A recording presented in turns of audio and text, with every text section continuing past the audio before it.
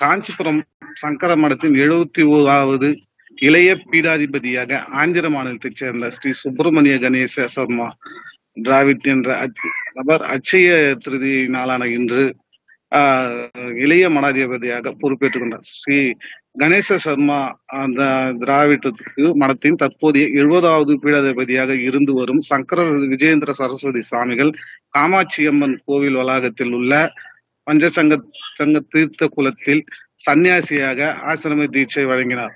கோவில் திருக்குளத்தில் ஆதீனங்கள் சன்னியாசிகள் ஆகியோர்களுக்கு மிதக்கும் தெப்பத்தில் அமர்ந்து நிகழ்வை பார்வையிட ஏற்பாடு செய்யப்பட்டிருந்தது. பின்னர் இருவரும் இணைந்து மூலவர் காமாட்சி அம்பிகையை தரிசித்தனர்.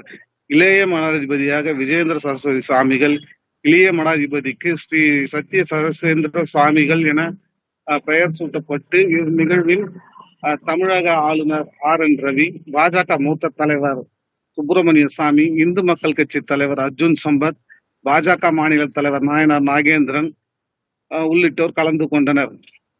பின்பு தீட்சை நடைபெற்ற பின்பு காஞ்சிபுரம் காமாட்சி அம்மன் கோவிலில் இருந்து சங்கர மடத்திற்கு சிறப்பான வருகை புரிந்த அவர்களுக்கு சிறப்பான ஏற்பாடுகள் செய்யப்பட்டு இருந்தது.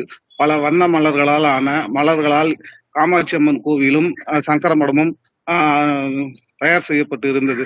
பல வண்ண மின் விளக்குகளால் அலங்கரிக்கப்பட்டு ஒரு புதிய பொலிவுடன் காணப்பட்டது. 71வது பீடாதிபதியாக பொறுப்பேற்றுக் கொண்ட இவ்விழாவை ஒட்டி காஞ்சி சங்கர மடத்தின் ஸ்ரீ காரியம் விஸ்வானந்த சரஸ்வதி அவர்கள் இந்த ஏற்பாடுகளை வெகு சிறப்பாக செய்யப்பட்டிருந்தது. காமாட்சி அம்மன் கோயில் மடம் சார்பாகவும் காமாட்சி அம்மன் சங்கர மடம் சார்பாகவும் இவ்விழாவானது வெகு சிறப்பாக செய்யப்பட்டு காலையில் இருந்து தொடர்ச்சியாக நடைபெற்று வருகிறது.